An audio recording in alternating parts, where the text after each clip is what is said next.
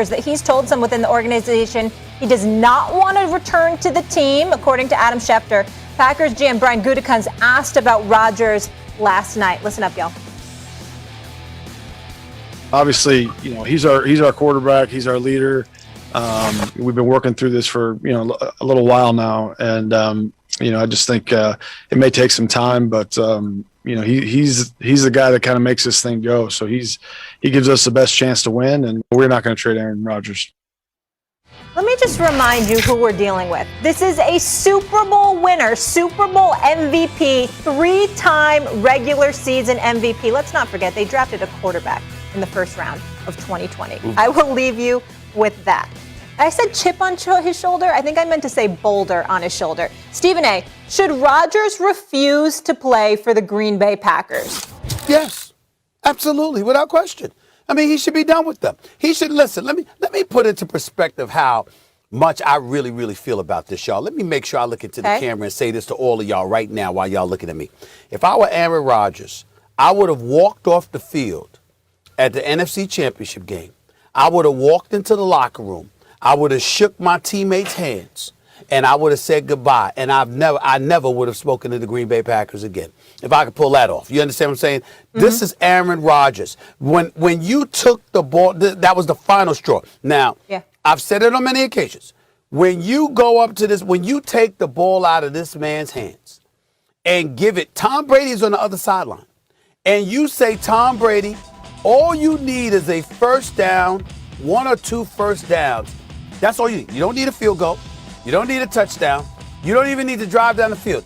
All you need is 2 first downs, and you seal the deal, unless you keep the ball in Aaron Rodgers' hands and you decide to take that position, to take the ball out of Aaron Rodgers' hands.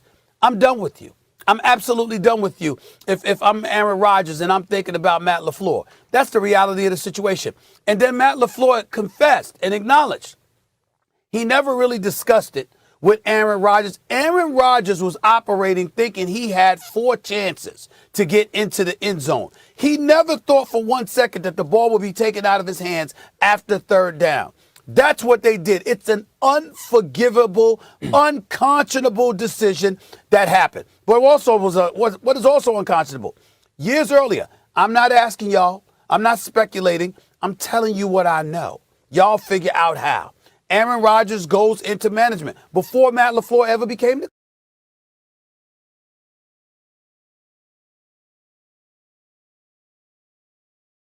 coach and was making suggestions about what he wanted to happen. And they essentially told him to get the hell out, go out there and play. We make the decisions up here. You ain't got anything to do with this. They have disrespected this man. They have underappreciated this man. They have thrown him to the wolves while saddling him with the responsibility of keeping this franchise relevant. They have not appreciated him by any stretch of the imagination. They have taken him for granted.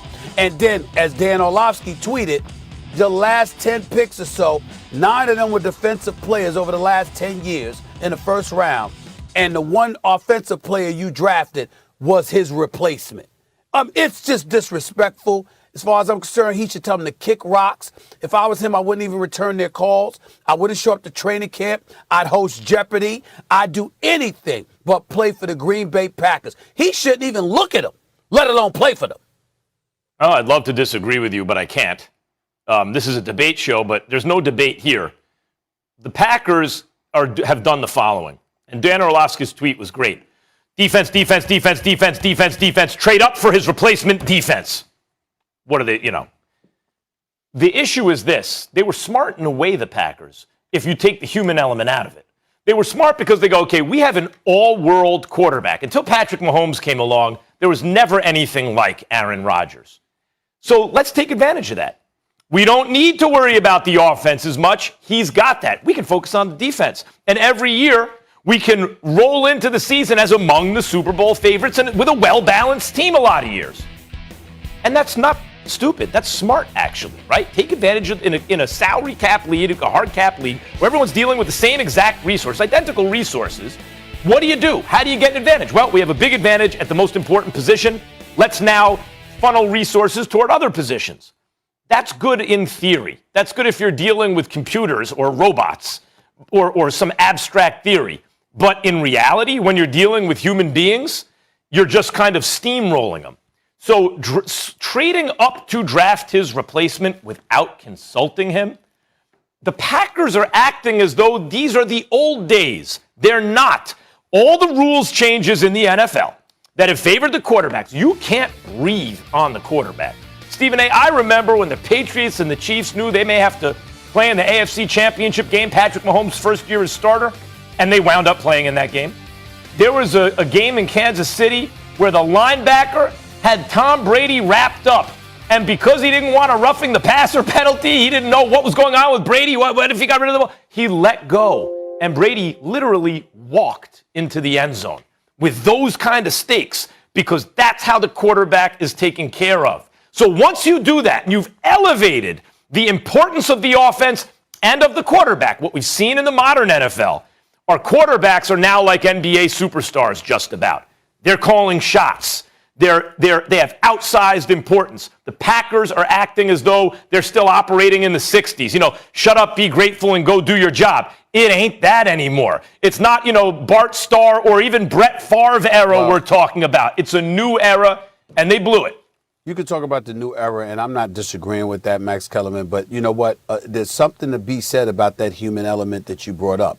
Listen, man, it could be corporate America. When you have somebody that is a high-end producer, and they go out and they go about the business of producing on an exceptional level, you show appreciation for that. You don't minimize them. You don't try to act like they're just anybody else. That's one of the things that I think is a problem in society today. We live in a very capitalistic society. We understand that. But it's like everybody wants things to be equal. No, it's not equal for everybody.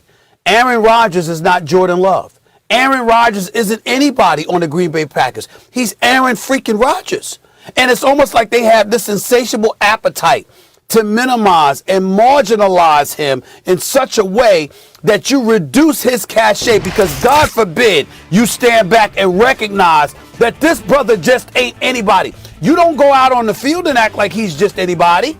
When it comes time to negotiation and you've got contract issues to deal with, he's not just anybody. You don't pay everybody what you pay him. You don't ask everybody to carry the load that he carries.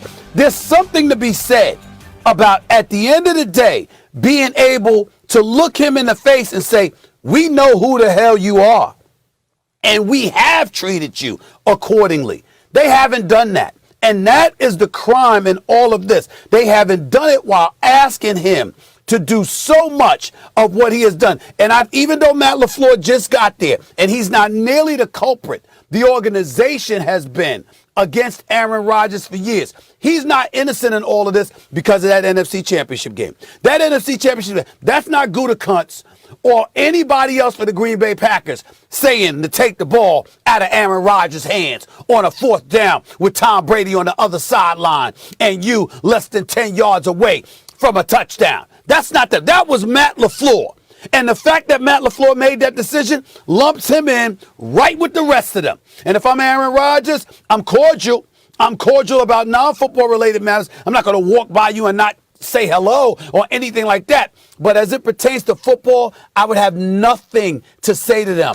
I wouldn't even go to their facilities. I wouldn't look at them. If we weren't on national television, I'd give them the finger. I'm telling you. That's how I feel about the Green Bay Packers. Well, but Molly, they kind of did the same. They kind of gave him the finger in a way. That's what I'm saying. This is what I'll say. This is what I'll say. You said they're acting like they don't know who he is. I think it's worse than that. I think they're looking at him like, we know exactly who you are, and we don't care. This is the way we do things. Well, Green Bay Packers, you made your bet, lie in it. Well, when they did this with the Brett Favre situation, it worked out for them, so maybe they feel like it will this time around, too. He should show up. I'm with you. Whenever we do the whole Rodgers, Brady, I'm always Team Brady, but I'm starting to feel bad for Aaron Rodgers here, too. Right? Jeopardy. He just got engaged, too. It's a new chapter. No, insist on a trade to the Giants. All right, when we come back, Jimmy G will have to share the stage in the Bay because Trey Lance is coming to town. Should Garoppolo have to compete with Lance? We get into that with Dan Orlovsky and that bad man ready to take his talents to greener pastures. He's not playing around. What message did the Packers draft pick send to Rodgers? Dan